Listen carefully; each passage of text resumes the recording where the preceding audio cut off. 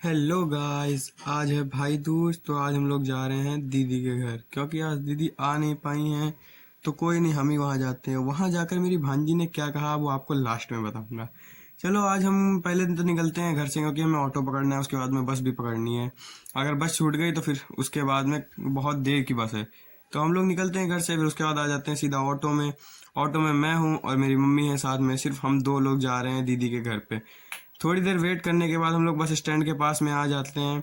फिर भैया साइड में ऑटो रोकते हैं, हम लोग उतरते हैं ऑटो से और भैया को पैसे देते हैं। फिर सीधा आ जाते हैं हम लोग बस में। बस भी कुछ देर के बाद चल पड़ती है, फिर हम लोग टिकट भी लेते हैं और बस में काफ़ी देर वेट भी करते हैं अपनी मंजिल पे पहुंचने का। काफ़ी देर वेट करने के बाद में फाइनली हम लोग मंजिल पे पहुंच जाते हैं। फिर वहां से सीधा ऑटो करते हैं दीदी के घर जाने के लिए, क्योंकि दीदी के घर जाने के लिए जो डायरेक्ट बस जाती है वो हम मिस कर चुके थे सुबह 7 बजे। क्योंकि आप जानते हैं मैं बहुत लेट में उठता हूँ, क्योंकि मैं कुंभकर्ण हूँ। कुंभकर्ण तो नहीं, कुंभकर्ण का छोटा भाई जरूर हूँ। मैं बहुत लेट उठता हूँ, इसलिए सुबह वाली बस मैंने छोड़ दी।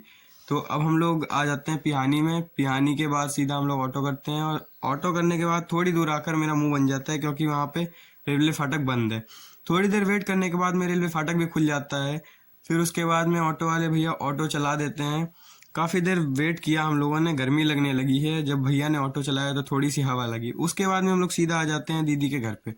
दीदी के घर पे आने के बाद में हमें तो नीचे कोई नहीं दिखता है। फिर सीधा हम लोग चले जाते हैं छत पे, क्योंकि नीचे तो कोई रहता नहीं है, ज़्यादातर सब लोग छत पे ही बैठे रहते हैं।